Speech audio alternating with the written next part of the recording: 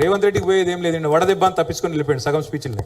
కానీ రైతులు అట్లా కాదు కదా పాపం, అదే కుప్పల కాడ అట్లే కాపలా ఉంటున్నారు. వడదెబ్బ అయినా ఏ దెబ్బ అయినా అన్నీ ఉన్నారు.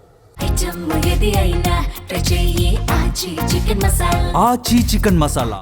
కానీ యుద్ధం చేయాల్సి వచ్చినప్పుడు తెలంగాణ చేస్తుందమ్మా. Telangana knows when to respond, Telangana knows when to revolt, Telangana knows when to teach a befitting lesson.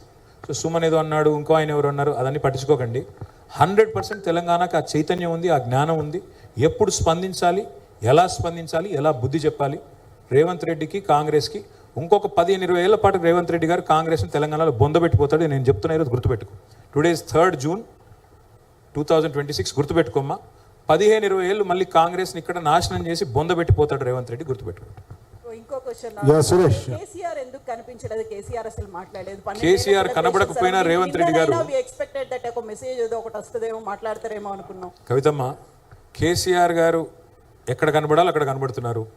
ప్రతి నీటి బొట్టులో కేసీఆర్ కనబడుతున్నాడు. ఇవాళ మా ఆడబిడ్డలకి ఇంటింటికి వచ్చే మిషన్ భగీరథ ద్వారా ప్రతి చుక్క నీటి బొట్టు ఏదైతే ఇవాళ గోదావరి కృష్ణా నీళ్ళలో పొలాలకు వస్తున్నాయో వాటిలో కేసీఆర్ కనబడుతున్నాడు. ఎక్కడ కేసీఆర్ కనబడాలో అక్కడ కనబడతాడు.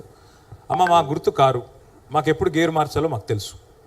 మా నాయకత్వం, మా పార్టీ, మా సార్ తయారు చేసిన నాయకులు, మా స్థాయి చాలు రేవంత్ రెడ్డి గారికి. కేసీఆర్ గారు ఇప్పటికిప్పుడే అవసరం లేదు. ఆయన మా తురుపు ముక్క.